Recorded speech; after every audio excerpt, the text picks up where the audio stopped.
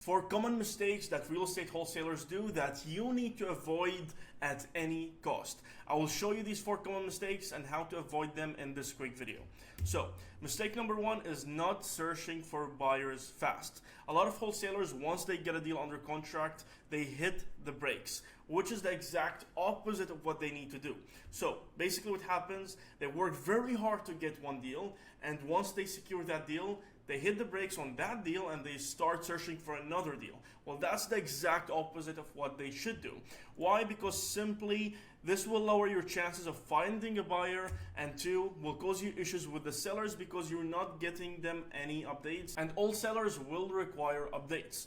And think about it this way, you're not making money by finding the deals. You're making the actual money by getting the deal and finding the buyer. So if you don't actually find the buyer, you might end up with a lot of deals and no money. So that is the top priority. Now, how to avoid it? To avoid it, you must start the dispo process, which is the disposition process, at the same day you get something under contract. So let's say you talk to a seller, you get the deal under contract, the same day you need to start searching for a buyer. You cannot wait for a few days. No, that is your top priority. That is where the money will come from. So from that day, you need to start searching for buyers. This is how you can actually maximize your income from this. This will allow you to have time to attract multiple buyers, which will help you close with the best offer you get, not just with the one that you had time to get. So if you acted fast and you have enough time, you don't just need to deal with one buyer because you had time to attract multiple buyers, and now there is a bidding war on that one specific deal, and that will maximize your profitability from that one deal. That's why it's very important to start searching for buyers fast. Mistake number 2, overestimating the ARV. If the ARV is wrong from the get-go, then your offer will be wrong and it will be very hard to assign the deal to any investor, if not even impossible. You want to keep in mind that you're selling to smart investors that have a lot of experience in the market, so they do know the numbers. So you need to make sure that when you're promoting a property, it makes sense to them and not to you. You might look at a deal and be like, hey, this is a great deal. But when you talk to buyers in that area, no one wants to jump on the deal, then the numbers don't add up, because trust me, they want to make money. That's what they do. So here is how you can avoid it. You need to, 1, looking for comps in Zillow sold properties. That's only step 1. Step 2, checking out Zillow for sale properties to understand the market. So you look at comps, comparables on the sold section, and you look at the for sale section to understand the market more. Now you don't stop there. You start using PropStream or PropWire to get more comparables and ensure that your ARV is actually correct. Now, if you don't want to pay for PropStream, PropWire actually have a free version that you can use and get the ARV and get the comps from there. Now, after doing all of these 3 steps, you then combine all the data to get an accurate ARV for the property. And that's how you can avoid mistake number 2. Mistake number 3 is being too slow. You need to keep in mind each seller you're talking to, there are at least 3 to 5 other wholesalers talking to that exact same seller.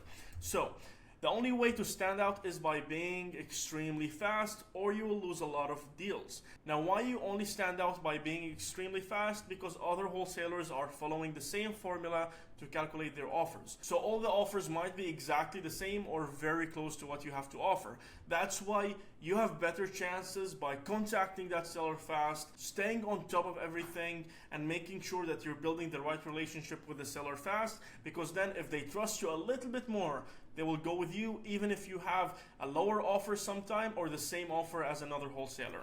And here are a few examples. You get an inquiry from a seller for a cash offer, you call within 5 minutes. You don't even wait an hour or 30 minutes. The inquiry comes in, 5 minutes after, you're on a call with that seller. Number 2, they agreed for a cash offer, you send the paperwork in under 5 minutes, or ideally while they are on the phone with you. Yes, that fast. You cannot wait a day to send the paperwork because simply another wholesaler will come in, be faster than you, get them to agree to the offer, send the paperwork, sign it, and then you send your paperwork after 24 hours and the deal is already gone, right? And the third example, you got an inquiry from a seller for a cash offer and then the seller is not answering. Well, don't stop. Don't call like one day and then stop calling for 7 days. Or don't call, for example, for 3 days and then stop for 2 months. No, that's not how it's done. You need to keep calling twice a day and double dial every single time, right? And ideally, in the beginning, call every single day and then start spreading it out as more time has passed, so you're not spamming everyone. But make sure you're trying as hard as you can to connect with these sellers. Try it in the morning, in the afternoon, in the evening. Try different times just to get them on the phone, because not answering doesn't mean they're no longer interested. They have work, they have family stuff they're going through. You don't know what anyone is going through, right? So you need to keep trying till they're free, answer the phone call, and continue the process further. Now keep in mind, this is if you got an inquiry or you're in contact with the seller that showed interest. Do not spam people a lot with cold calling. So as we said, speed is very, very important, and trust me, I cannot stress this enough. Mistake number 4 is low volume. Many of the people I see starting out, they start with cold calling because they don't want to invest any capital initially. And by the way, if you do have some capital to invest initially, we do not recommend cold calling, but that's a different topic. Let's say you're starting out, you don't have any capital to invest, and you start with cold calling, and you start, for example, doing 10 calls a day, 5 days a week, and after a month, you quit. Or you say that this is not working for you because you tried your best and you got nothing in return, right? So basically you stop, or you don't stop, but you start slowing down, calling only 2 to 3 times a week. So you reduce it from 5 times to 2 times a week, and you try to do it when you're free and so on. So if that sounds familiar, I need you to think about it this way. If you call 10 people per day, 5 days a week, that is only 200 cold calls a month. And if 25% answers your phone call, you will talk to 50 people.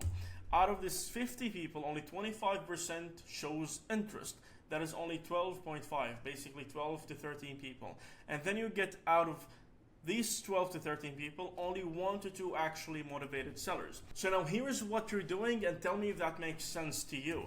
You're betting that you can close that 1 to 2 sellers, and then you can actually find a buyer and assign it, which is very high risk, because if you're starting out, you don't have a lot of experience in making offers or talking with sellers. So let's say, for example, you do all of this, you get 1 seller eventually, and for example, you screw up the ARV, you get the wrong offer. Or let's say, for example, that 1 interested seller that you got from all the month work that you did actually started ghosting you, or they got busy, or they decided to back out. Or for example, they're very difficult, they don't want to sign up paperwork. Or another wholesaler came in and you started a betting war against them to get the best offer, and now you have to overprice your offer and you cannot get a good assignment fee. All of these can happen because you're only betting on 1 seller, right? So here's what you actually need to do. You need to make so much volume that it makes no sense not to make money. This is an Alex Hermosi quote, but it makes so much sense, because if you made so much volume that you have to make money, then everything gets easier. You don't need to be lucky anymore. You don't need to be an outstanding salesperson, or you don't need everything to go smoothly, right? Because you're getting so many people in the door that it doesn't matter if 1 fell through, as you're learning to get better over time, right? So let's run through the new numbers. If you do 70 calls a day, 5 days a week, not even 7 days a week, you still have 2 days off, you make 350 calls a week, which is basically 1,400 calls per month. If 25% of these 1,400 answered, that means you spoke to 350 people on the phone. Now let's say only 25% of those who answer are actually interested, then you have 87 to 88 people that showed interest. And from these 87 to 88 people, you're able to get 8 to 13 motivated seller per month. So look, now the numbers make sense, because you have 8 to 13 motivated sellers you're talking to. You only need to build the relationship with them the right way to secure, let's say, at least 3 to 4 of them, right?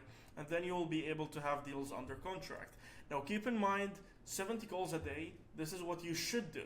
Now a lot of people will want to make more money, will need to have better chances, and they want 0 luck, right? Let's say you're very unlucky, right? And they don't want to depend on luck. Then you need to start doing 100 or even 200 calls per day and keep calling people all day. This is what it takes, right? You cannot do your best, you need to do what it takes.